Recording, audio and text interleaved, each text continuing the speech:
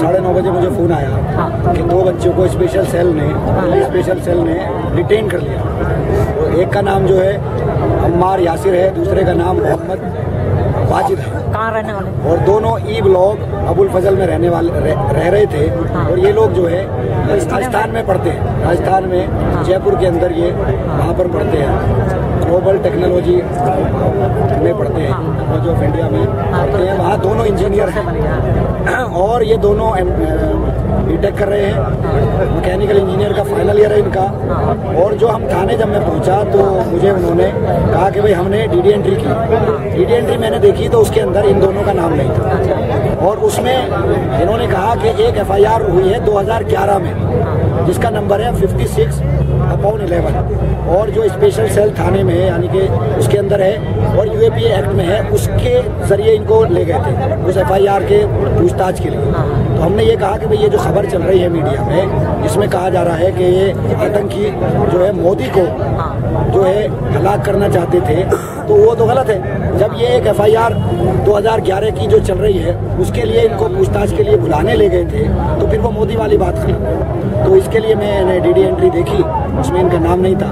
फिर उसके बाद मैंने उनसे पूछा कि भाई क्या आपने जो है सीपीआरसी के तहत जो है जो पुलिस की धारा वो है उसके अंदर क्या इनसे 160 का नोटिस आपने जो है लिया इनको, उसकी रिसीविंग थाने में है? तो इन्होंने कहा हमने हमारे पास नहीं है, डीडी एंट्री के अंदर नाम नहीं था। दूसरी बात ये जिस एफआईआर के तहत इन्होंने गिरफ्तार किया जो डिटेन किया वो एफआईआर इनके पास नहीं थी। तीसरा जो है उस रूम के अंदर ताला लगा कर गए। और ये जो यासिर लड़का है जो अम्मार यासिर है उसको कल जो है उम्रे के लिए जाना था और उसी के सिलसिले में दोनों दोस्त हैं तो ये आए थे और उम्रे के लिए गया तो वीजा भी बना है, पासपोर्ट भी बना है।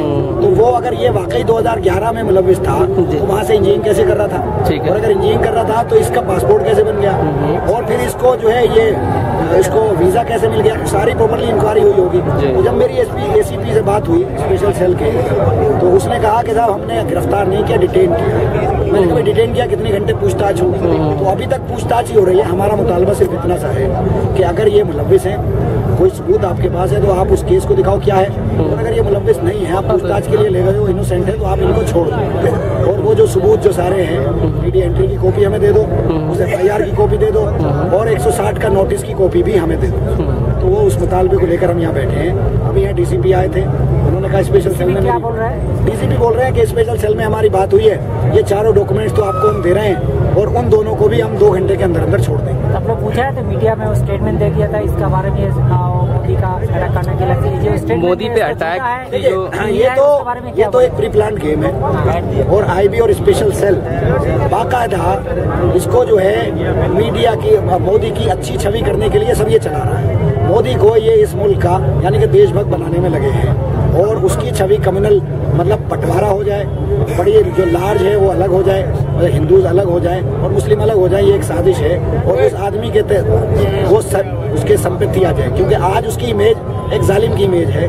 उसकी इमेज है कि उसने हजारों बेकसूर मुस्लिम नौजवानों का कत्ल किया है और उसकी एक इमेज है। उस इमेज को धोने के लिए स्पेशल सेल, आईबी और एनआईए एक काम कर रहे हैं कि मोदी को किसी भी तरह से प्रधानमंत्री बनाया जाए। बहुत सारे आदमी जो नौजवान मुस्लिम नौजवान का पकड़ गया था वो इनोसेंट में भी अंदर में जेल है, तो आप सोचता है कि आउट रेट मतलब लगा दिया गया ये इसको भी, इस पे भी इल्जाम उसी तरह से लगाया जा रहा है। एफआईआर ही यूएपीए एक्ट है, यूएपीए एक्ट के तहत धारा के तहत वो एफआईआर है, उसके तहत तो पूछताछ के लिए ले जाए या डिटेन करे, अरेस्ट करे। यूएपीए एक्ट में उसमें जमानत है नहीं, कसूरवार है या नहीं है, कहीं ब्लास्ट किया या नहीं किया, वो अलग चीज है।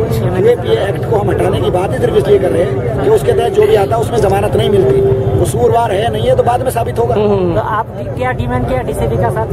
हमारी डिमांड ये है कि वो जो बच्चे हैं उनको छोड़ा जाए और अभी तक और अगर मजीद उनसे कोई पूछताछ करनी है तो दोबारा बुला लिया जाए प्रॉपर चैनल से 160 के नोटिस के बाद। और अगर वो कसूरवार पाए जाते हैं तो आप उनको सजा दो, लेकिन इनोसेंट को मत दो।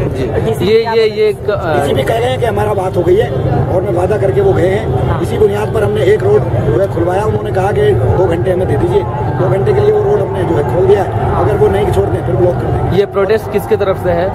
पॉलिटिकल है कि नॉन पॉलिटिकल? आम लोग हैं, मैं पॉलिटिकल हूँ, मैं आम आदमी पार्टी से हूँ, लेकिन यहाँ सारी पार्टीज के लोग हैं। आपका नाम क्या हुआ? अमानतुल्ला। कोई रिश्तेदार है, कोई रिलेटिव हुआ क्या? मेरा कोई रिश्तेदार नहीं है, मैं तो उनको जानता भी नहीं हूँ।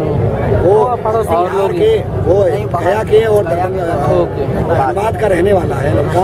दूसरा जो है वो एक राजस्थान में पढ़ते हैं, यहाँ पर किसी रिश्तेदार से, और उसको उम्रा जाना था, इसलिए मैंने न कभी उनका नाम सुना, मैं जानता ना उनके रिश्तेदार को जानता।